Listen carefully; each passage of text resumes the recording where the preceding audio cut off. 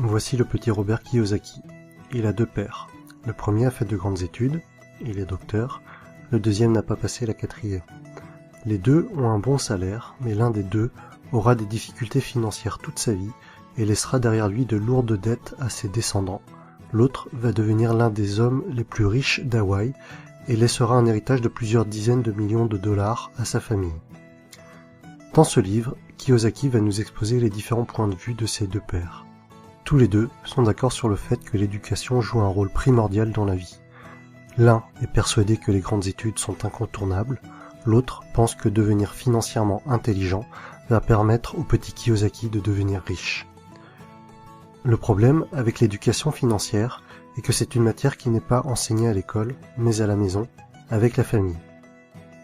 Malheureusement, la plupart du temps, les familles vont apprendre à leurs enfants à devenir pauvres. Ce n'est pas un manque d'amour pour leurs enfants, c'est juste qu'elles ne connaissent pas bien le sujet, et qu'elles ne maîtrisent pas bien les mécanismes de l'argent, et qu'elles ne lisent pas des livres tels que « Père riche, Père pauvre ». Si comme moi, vous n'avez pas de père riche, cherchez à apprendre auprès de ceux qui le sont, et investissez en vous. Lisez les livres de Robert Kiyosaki, Napoleon Hill, Warren Buffett et tant d'autres. En réalité, la recette pour devenir riche est plutôt facile. Pas besoin d'avoir fait de longues études de comptabilité pour comprendre le principe.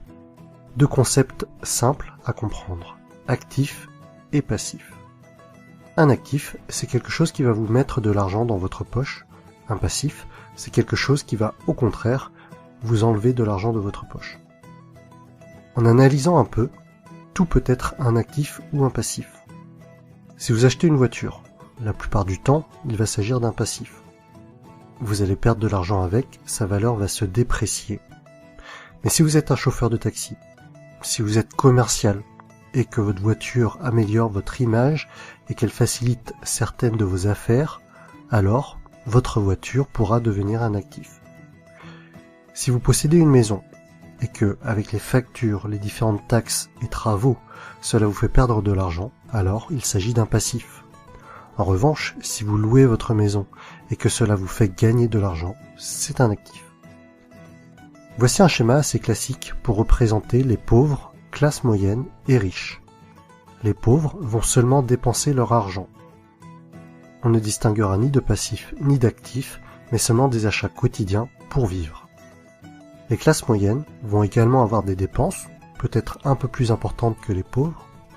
En plus de cela, elles vont acheter des choses qui vont leur permettre de paraître riches, mais en réalité, elles achètent des passifs, maison, voiture. Beaucoup de ces personnes vont considérer leur habitation principale comme étant leur investissement le plus important. Mais le plus souvent, cela va leur coûter de l'argent et pas leur en rapporter. Les riches passent leur temps, leur énergie et leur argent à acheter des actifs. Plus ces actifs vont rapporter, plus ils vont acheter d'actifs. Et par effet boule de neige, les riches deviendront de plus en plus riches. Les pauvres et les classes moyennes n'évolueront pas ou peu. En fait, l'argent que vous gagnez au départ n'a pas beaucoup d'importance. Vous pouvez très bien gagner 10 000 € par mois et tout dépenser dans des futilités en menant un grand train de vie, grande maison, belle voiture, fêtes, alcool, et au final, il ne vous reste plus rien. À l'inverse, vous pouvez ne gagner que 1 500 € par mois aujourd'hui et réinvestir tout l'argent qui vous reste dans des actifs et devenir de plus en plus riche au fil du temps, jusqu'à peut-être même atteindre la liberté financière et ne plus avoir besoin de travailler. Voici quelques exemples d'actifs. L'immobilier, la bourse, un business, ou quelque chose que vous avez créé, un livre que vous avez écrit, des tableaux que vous allez vendre.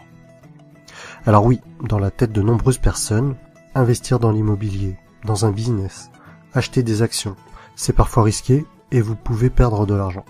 Par contre, ces personnes-là ne sont pas contre acheter une deuxième télévision à écran plat qui dans 2 ou 3 ans ne vaudra plus rien. Personnellement, je préfère perdre de l'argent en ayant essayé d'investir dans quelque chose qui peut potentiellement me rapporter de l'argent, plutôt que d'acheter une deuxième télé dont je n'ai pas l'utilité. Et au final, même si j'ai perdu de l'argent en ayant essayé d'acheter ou de produire un actif, les leçons reçues de mes échecs seront infiniment plus enrichissantes que de passer 3 heures par jour devant des programmes télé sans intérêt. En résumé, si vous voulez devenir riche, Soyez financièrement intelligent.